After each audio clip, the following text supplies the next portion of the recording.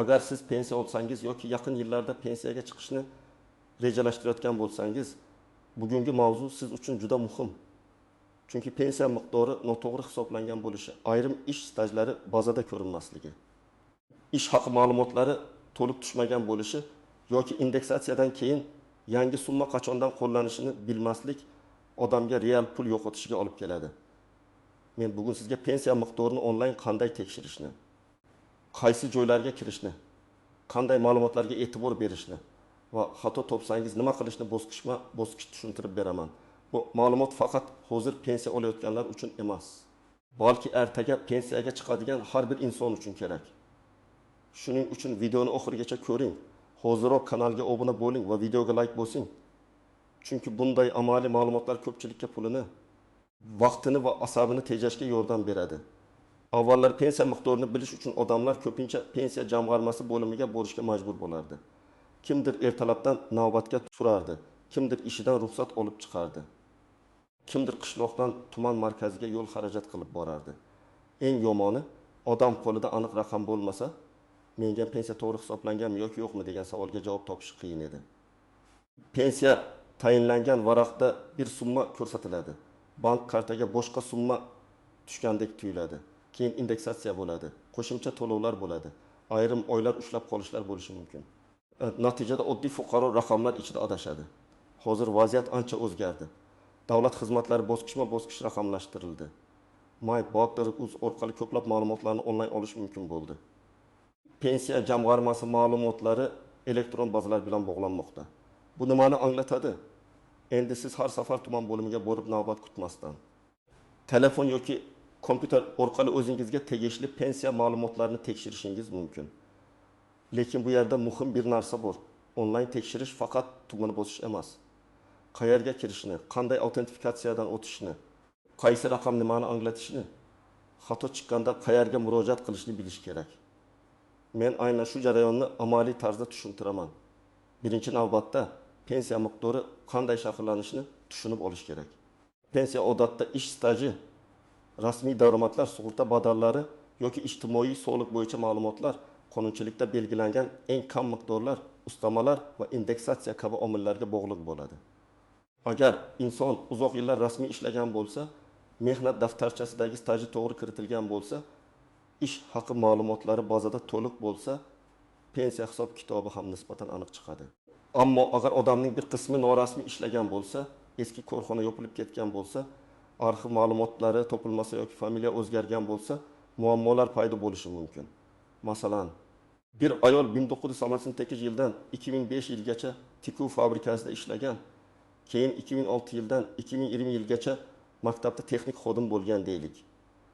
Agar tikuv fabrikasi bo'yicha staj arxivda bor, lekin elektron bazaga to'liq tushmagan bo'lsa, uning umumiy staji kamroq ko'rinishi mumkin. Bu esa pensiya miqdoriga ta'sir qiladi. Yana bir misol, erkak kishi 1995 yildan 2010 yilgacha qurilish tashkilotida ishlagan, lekin ayrim yillarda ish haqi konvertda berilgan. Rasmiy maosh juda past ko'rsatilgan. Pensiya hisoblanganda aynan rasmiy ma'lumotlar asos bo'ladi. Shuning uchun men ko'p ishlaganman degan gapning o'zi yetarli emas, bazada va hujjatda tasdiq bo'lishi kerak. Kimlar ayniqsa tekshirish kerak? Birinchi toifa, pensiya yoshiga yaqinlashayotganlar. Men bunday odamlarga pensiyaga chiqishdan kamida 1-2 yil oldin o'z staji va ma'lumotlarini tekshirib ko'rishni maslahat beraman. Chunki xato bo'lsa, uni tuzatish vaqt oladi. Arxivdan ma'lumotnoma olish, eski ish joyidan tasdiq topish, sud orqali faktni belgilash kabi jarayonlar bir kunda bitmaydi. Ikkinchi toifa, yaqinda pensiyaga chiqqanlar. Pensiya tayinlangandan keyin birinchi oylarda summa to'g'rimi? Ustamalar qo'shilganmi? Karta orqali to'lov to'liq tushyaptimi? Shuni tekshirish kerak. Uchinchi toifa, ishlovchi pensionerlar. Chunki ayrim holatlarda ish holati, to'lov tartibi, qayta hisoblash masalalari odamga tushunarli bo'lmaydi. To'rtinchi toifa, nogironlik pensiyasi yoki boquvchisini yo'qotganlik pensiyasi oladiganlar. Bu yerda ham hujjat, muddat, guruh, oila tarkibi kabi omillar muhim. Kimlar unchalik xavotirlanmasligi mumkin? Agar siz pensiya miqdoringizni yaqinda rasmiy ravishda qayta hisoblatgan bo'lsangiz, barcha stajlaringiz tasdiqlangan bo'lsa, har oy kartaga tushayotgan summa xabarnomadagi summa bilan mos kelsa, keskin tafovut bo'lmasa, unda vahimaga tushish shart emas. Lekin baribir yiliga kamida bir marta onlayn tekshirib qo'yish foydali. Chunki indeksatsiya, qonunchilikdagi o'zgarishlar, bank kartasi bilan bog'liq kechikishlar yoki texnik xatolar bo'lishi mumkin. Endi real hayotga yaqin raqamli misol keltiraman. Faraz qilaylik, pensioner oyiga 20 ming so'm pensiya oladi. Bir oy bank kartasiga 20 million 220 ming so'm emas, 20 ming jihatdan ming so'm tushdi. Odam darrov pensiyamni kamaytirib qo'yishdi deb o'ylaydi. Aslida esa bir nechta sabab bo'lishi mumkin. Oldingi oy ortiqcha to'lov bo'lgan va ushlab qolingan. Bank xizmatlari yoki kredit bo'yicha avtomatik yechim bo'lgan. Karta boshqa to'lov bilan aralashib ketgan yoki to'lov bir necha qismda tushayotgan bo'lishi mumkin. Shuning uchun birinchi ish onlayn kabinetda pensiya hisoblangan summa bilan bankka tushgan summani alohida solishtirish. Pensiya jamg'armasi hisoblagan summa bir narsa, bank kartaga kelgan real pul oqimi boshqa narsa. Farq sababini aniqlash uchun ikkala manbani ham ko'rish kerak. Yana bir misol, inson 30 yil staj bilan pensiyaga chiqqanman deb o'ylaydi, lekin bozorda 26 yil ko'rinadi. 4 yil staj yo'qolsa, pensiya miqdorida sezilarli farq bo'lishi mumkin. Agar oyiga 100 ming yoki 200 so'mlik farq chiqsa, bir yilda bu 1200 ming yoki 2400 ming so'm degani. Shuning uchun mayli, ozgina farqdir deb e'tiborsiz qoldirish to'g'ri emas. Ayniqsa, uzoq muddatli pensiya to'lovlarida kichik xato ham yillar davomida katta summaga aylanadi. Endi amaliy qismga o'tamiz. Men sizga eng qulay yo'lni tushuntiraman. My.Buz orqali tekshirish. Buning uchun sizga internet, telefon yoki kompyuter, pasport yoki ID karta ma'lumotlari, JSS-SHIR, ya'ni shaxsiy identifikatsiya raqami hamda tizimga kirish usuli kerak bo'ladi. JSS-SHIR odatda pasport yoki ID kartada ko'rsatiladi. Bu undajxonali raqam bo'lib, davlat xizmatlarida shaxsni aniqlash uchun ishlatiladi. Birinchi qadam, My.Buz saytiga kiring. Agar telefonda ishlayotgan bo'lsangiz, brauzer orqali kirishingiz yoki rasmiy mobil ilovadan foydalanishingiz mumkin. Kirishda manzilni to'g'ri yozing, chunki firibgar saytlar bo'lishi mumkin. Manzil aynan My.Buz bo'lishi kerak. Hech qachon Telegramdagi noma'lum havola orqali pasport ma'lumotlaringizni kiritmang. Men doim shuni ta'kidlayman. Davlat xizmatlariga faqat rasmiy sayt yoki rasmiy ilova orqali kiring. Ikkinchi qadam, tizimga kiring. Odatda kirish uchun OneID orqali avtorizatsiya qilinadi. OneID bu yagona identifikatsiya tizimi bo'lib, siz bir marta ro'yxatdan o'tib turli davlat xizmatlariga kirishingiz mumkin. Agar sizda OneID bo'lmasa, ro'yxatdan o'tishingiz kerak bo'ladi. Buning uchun telefon raqamingiz, shaxsiy ma'lumotlaringiz va tasdiqlash kodi kerak bo'lishi mumkin. Ba'zi xizmatlar elektron raqamli imzo talab qilishi mumkin. Agar sizda elektron raqamli imzo bo'lmasa, uni davlat xizmatlari markazi yoki tegishli onlayn xizmatlar orqali rasmiylashtirish mumkin. Lekin ko'plab ma'lumotnomalar uchun OneID yetarli bo'lishi mumkin. Bu xizmat turiga qarab farq qiladi. Uchinchi qadam. Qidiruv bo'limiga pensiya so'zini yozing. Sayt ichida xizmatlar ko'p bo'lgani uchun menyuda uzoq qidirmasdan qidiruv maydoniga pensiya deb yozgan ma'qul. Sizga pensiya tayinlanganligi, pensiya miqdori, to'lov holati, ijtimoiy nafaqalar yoki pensiya jamg'armasi bilan bog'liq xizmatlar chiqishi mumkin. Xizmat nomi vaqt o'tishi bilan biroz o'zgarishi mumkin. Lekin mazmun pensiya ma'lumotlarini olish yoki pensiya to'g'risida ma'lumotnoma shaklida bo'ladi. 4-qadam, xizmatni tanlab so'rov yuboring. Ayrim hollarda tizim sizning ma'lumotlaringizni avtomatik tortadi. Ism, familiya, JSS-SHIR, tug'ilgan sana kabi ma'lumotlar chiqadi. Siz ularni diqqat bilan tekshirasiz. Agar familiyangiz nikohdan keyin o'zgargan bo'lsa, eski hujjatlar boshqa familiyada bo'lsa, tizimdagi ma'lumotlar mos kelishiga e'tibor bering. Keyin so'rovni yuborasiz. Natija darhol chiqishi yoki ma'lum vaqt ichida shakllanishi mumkin. 5-qadam, chiqqan ma'lumotni to'g'ri o'qing. Bu eng muhim joy. Odamlar ko'pincha hujjatni yuklab oladi, lekin undagi raqamlarni tahlil qilmaydi. Siz birinchi navbatda pensiya turi to'g'ri ko'rsatilganmi? Shuni qaraysiz. Yoshga doir pensiyami, nogironlik pensiyasimi, boquvchisini yo'qotganlik pensiyasimi yoki boshqa ijtimoiy to'lovmi? Keyin pensiya tayinlangan sana, amaldagi miqdor, oxirgi qayta hisoblangan sana, qo'shimcha to'lovlar yoki ustamalar bor yo'qligini ko'rasiz. Agar hujjatda asosiy pensiya va qo'shimcha to'lov alohida ko'rsatilgan bo'lsa, ularni aralashtirmang. Ba'zida odam mening pensiyam 1500 ming so'm bo'lishi kerak edi deydi. Lekin bu summa ichida ustama, kompensatsiya yoki boshqa to'lov ham bo'lishi mumkin. Oltinchi qadam bank tushumlari bilan solishtiring. Agar siz pensiyani bank kartasi orqali olsangiz, bank ilovasiga kirib, oxirgi 3-6 oylik tushumlarni ko'rib chiqing. Pensiya qaysi sanada tushgan? Summa qancha? Bir oyda bitta to'lov bo'lganmi yoki bo'lib tushganmi? Shuni tekshiring. Agar siz naqd shaklda olsangiz yoki pochta orqali to'lov bo'lsa, kvitansiyalarni saqlang. Men amaliyotda ko'p ko'rganman. Odam pensiya kam tushdi deb o'ylaydi. Aslida bankdagi kredit to'lovi avtomatik yechilgan bo'ladi. Shuning uchun karta ko'chirmasida kirim va chiqimlarni alohida ko'rish kerak. Birinchi nozik jihat. Onlayn ko'ringan ma'lumot har doim ham odam tasavvur qilgan yakuniy pul bilan bir xil bo'lmasligi mumkin. Tizimda hisoblangan pensiya miqdori ko'rinadi, lekin bankdagi ushlab qolishlar, kredit aliment, ijro hujjati yoki boshqa majburiy yechimlar alohida bo'lishi mumkin. Agar sizga kam pul tushayotgan bo'lsa, darhol pensiya jamg'armasini ayblashdan oldin bank ko'chirmasini oling. Ikkinchi nozik jihat staj masalasi. Eski yillardagi ish staji ayniqsa muammoli bo'lishi mumkin. Korxona yopilgan, nomi o'zgargan, arxiv boshqa joyga topshirilgan, mehnat daftarchada muhr xira tushgan yoki buyruq raqami noto'g'ri yozilgan bo'lishi mumkin. Bunday holatda onlayn tizimda ma'lumot to'liq ko'rinmasa, sizda hujjat bo'lsa ham uni tasdiqlatish kerak bo'ladi. Hujjatning borligi yaxshi, lekin u rasmiy tartibda qabul qilinishi muhim. Uchinchi nozik jihat ishlovchi pensionerlar. Agar pensioner pensiyaga chiqqandan keyin ham rasmiy ishlayotgan bo'lsa, u o'zining ish beruvchisi tomonidan ma'lumotlar to'g'ri topshirilayotganini kuzatish kerak.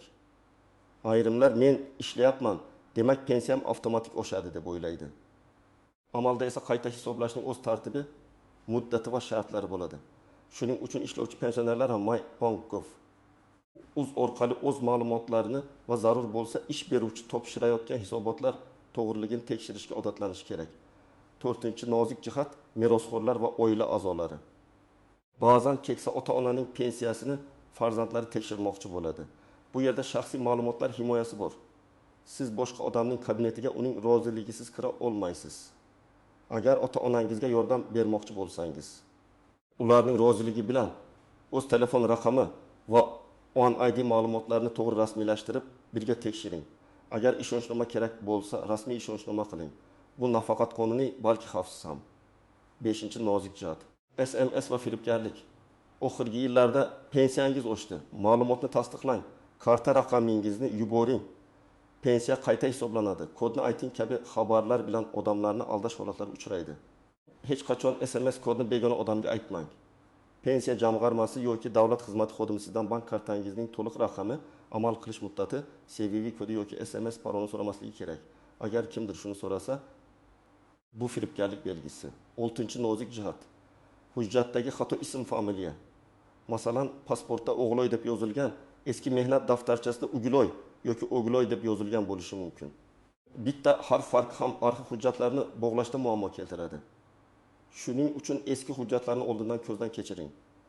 Agar familiya, turmush qurish, ajrashish yoki boshqa sabab bilan o'zgargan bo'lsa, nikoh guvohnomasi.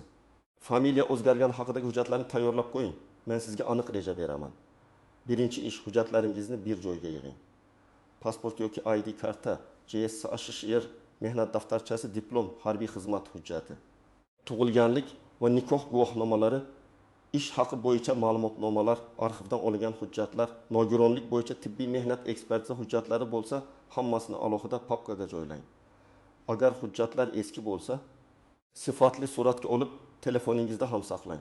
Ikkinchi ish, MyBank.gov uz saytiga kirib, OneID orqali shaxsiy kabinetingizni faollashtiring. Telefon raqamingiz o'zingizning nomingizda bo'lishi maqsadga muvofiq. Chunki tasdiqlash kodlari va bildirishnomalar o'sha raqamga keladi. Agar telefon raqamingiz farzandingiz nomida bo'lsa ham tizim ishlashi mumkin, lekin kelajakda chalkashlik bo'lmasligi uchun shaxsiy ma'lumotlar mos bo'lgani yaxshi. 3-ish, pensiya bo'yicha xizmatni toping va ma'lumotnoma oling. Chiqqan hujjatni yuklab oling yoki skrinshot qilib qo'ying, lekin faqat saqlab qo'ymang, tahlil qiling. Pensiya turi, summa, sana, ustama va boshqa bandlarni o'qing. Agar tushunarsiz joy bo'lsa, shu joyni yozib oling. 4-ish, bank ilovasidan oxirgi oylar tushumini tekshiring. Masalan, yanvar, fevral, mart oylarida qancha pensiya tushganini jadval qilib yozing. Bir ustunga tizimda ko'rsatilgan pensiya, ikkinchi ustunga bankka tushgan summa Uchinchi ustunga farq deb yozing. Agar farq bo'lmasa, demak hammasi joyida bo'lishi mumkin. Agar farq doimiy bo'lsa, sababini aniqlash kerak. 5-ish, xato topsangiz, og'zaki gap bilan cheklanib qolmang. Rasmiy murojaat qiling. My.uz orqali murojaat yuborish mumkin. Shuningdek, pensiya jamg'armasining hududiy bo'limiga yozma ariza bilan murojaat qilish mumkin. Arizada aniq yozing. Mening pensiya miqdorimni qayta tekshirib berishingizni so'rayman. Falon yillardagi ish stajim hisobga olinmagan deb hisoblayman. Ilova sifatida mehnat daftarchasi nusxasi, arxiv ma'lumotnomasi va pasport nusxasini taqdim etaman. Arizada his tuyg'u emas, faktlar bo'lsin. Qaysi korxona, qaysi yillar, qaysi hujjat, qaysi raqam. 6-ish, murojaat raqamini saqlang. Onlayn yuborgan bo'lsangiz. Murojaat ID raqami bo'ladi. Qog'ozda topshirgan bo'lsangiz, kirim raqamini olishga harakat qiling. Bu keyin javobni kuzatish uchun kerak. Men topshirgan edim degan gapdan ko'ra, mana kirim raqami, mana sana degan dalil kuchliroq. 7-ish, zarur bo'lsa arxivga murojaat qiling. Eski korxona yopilgan bo'lsa, uning hujjatlari davlat arxiviga yoki o'ris tashkilotga topshirilgan bo'lishi mumkin. Arxivdan ishga kirgan va bo'shagan buyruq, ish haqi ma'lumotlari, lavozim bo'yicha tasdiqlar olinadi. Bu hujjatlar pensiya qayta hisobida juda muhim bo'lishi mumkin. 8-ish, oila a'zolaringizga ham yordam bering. Ko'p ota-onalar internetdan foydalanishga qiynaladi. Lekin ularning pensiya ma'lumotlari eng ko'p tekshirishga muhtoj bo'ladi. Siz ularga yordam bering, lekin shaxsiy kodlar, parollar va bank ma'lumotlarini himoya qiling. Har bir narsani rasmiy yo'l bilan qiling. Demak, pensiya miqdorini onlayn tekshirish bugun juda zarur ko'nikmaga aylandi. Siz My.uz orqali shaxsiy kabinetingizga kirib, pensiya bo'yicha ma'lumotlarni ko'rishingiz, summani bank tushumlari bilan solishtirishingiz, staj va hujjatlarda xato bor yo'qligini aniqlashingiz mumkin. Eng muhimi, xato topsangiz, vaqtni boy bermasdan rasmiy murojaat qiling, hujjatlarni yig'ing va javobni nazorat qiling. Pensiya bu oddiy raqam emas. Bu sizning yillar davomida qilgan mehnatingiz natijasi.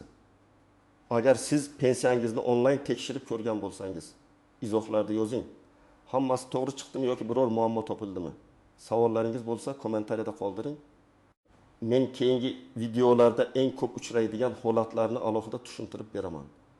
Videoga like bosing, kanalga obuna bo'ling va bu videoni ota-onangiz, qarindoshlaringiz yoki pensiyaga yaqinlashayotgan tanishlaringizga yuboring. Chunki vaqtida tekshirilgan bitta hujjat odamga yillar davomida katta foyda keltirishi mumkin.